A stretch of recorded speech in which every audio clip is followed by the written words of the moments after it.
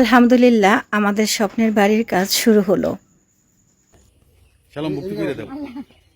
যে আমার করে লাগবো না আপনি বাড়ির মালিক না আগে পানিতে ছিটা দেবেন কিছিটা এটা ধরস না ওরা দিতে দে আমার কাছে দে। পানি কোন ছিটা ওটা এনে ছিলি না পানি দিয়ে লাগবে এটা যে এইভাবে পানি দেন হ্যাঁ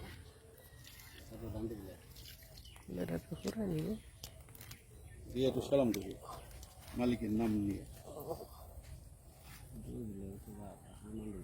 আর আর কিছু যা লাগবে মিষ্টি দেন মিষ্টি কেনে দিমু অল্প একটু দিলেন অল্প একটু খাবেন তো ওটা দেন ওই হুন্না মাস না হইছে ওন্থির ডালাই খুদে ফিদে কোনি দে কোনি দে ডালাই দেন বিসমিল্লাহ কই দিস।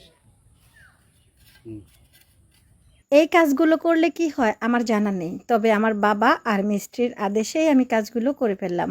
হ্যালো বন্ধুরা, আসসালামু আলাইকুম। অবশেষে স্বপ্ন পূরণ হওয়ার পালা। ছোট করে একটি ঘরের কাজ শুরু করে দিলাম। সবাই দোয়া করবেন যেন এই ঘরের কাজটা সুষ্ঠুভাবে সম্পন্ন হয়। যদিও বিয়ের 15 বছর, তবে এই প্রথম শ্বশুরবাড়িতে ঘর দিচ্ছি। হ্যাঁ, শ্বশুরবাড়িতেই। আর এই ঘরের কাজটা শুরু করতে আমাদের অনেক অপেক্ষা করতে হয়েছে, অনেক স্বপ্ন দেখতে হয়েছে, অনেক ত্যাগ স্বীকার করতে হয়েছে। হ্যাঁ, অনেকের বিবাহিত জীবনের শুরু থেকে অনেক কিছু থাকে, কিন্তু হয়তো আমাদের অনেক ত্যাগ স্বীকার করে, অনেক কষ্ট করে নিজেদের সব কিছু করে নিতে হচ্ছে একটু দেরিতেই। তারপরে বলবো আলহামদুলিল্লাহ, অনেক দিন পর স্বপ্নের বাড়ির কাজ শুরু হলো। আজ 2 থেকে 3 দিন হয়ে গেছে কাজকর্ম কিছুই করতে পারছি না ঠিক মতো, পেজে ভিডিও দিতে পারছি না। দিবই বা কী করে বলেন তো? সারা দিন তো এই কাজগুলোই দেখতে থাকি আর ওনাদের জন্য খাবার রান্না করতে থাকি।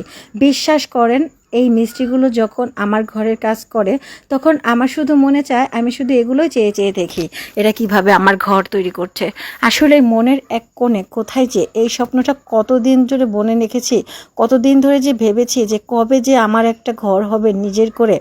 হয়তো সবারই এরকম অনেক স্বপ্ন থাকে, আর আমারও একটা স্বপ্ন ছিল যে আমার একটা নিজের ঘর হবে, আর সেই ঘরটা এবার তৈরি করার পালা। যাই হোক, ঘরের কাজ শুরু হয়ে গেছে, তাই অনেক ব্যস্ত আছি।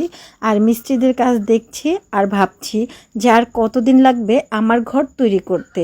এরপর থেকে আপনাদের সামনে নতুনভাবে ভিডিও নিয়ে হাজির হতে পারবো। আর আমার কিন্তু কাজের পরে মিস্ত্রি মশাই নিজেও এই ধান দুপ বাটা দেওয়া শুরু করে দিল।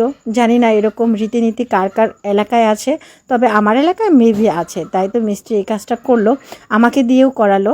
আপনাদের এলাকায় আছে কি না একটু কমেন্ট করে জানাবেন।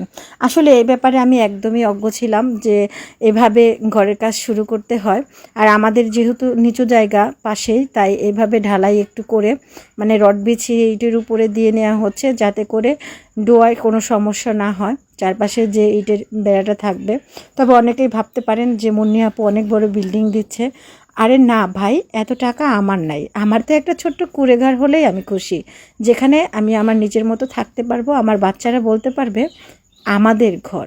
প্রথম দিনে অনেকটা কাজই এগিয়ে গিয়েছে। আমি কিন্তু সবসময় ভিডিও করতে পারিনি, কারণ আমাকে অনেক কাজ করতে হয়েছে।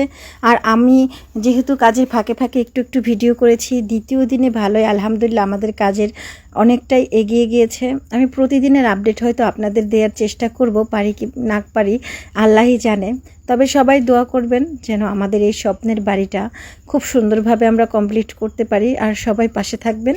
আর আগেই বলে নিচ্ছি, এটা কিন্তু আমাদের ফেসবুকের টাকা না, নিজেদের কষ্টের জমানো টাকার বাড়ি।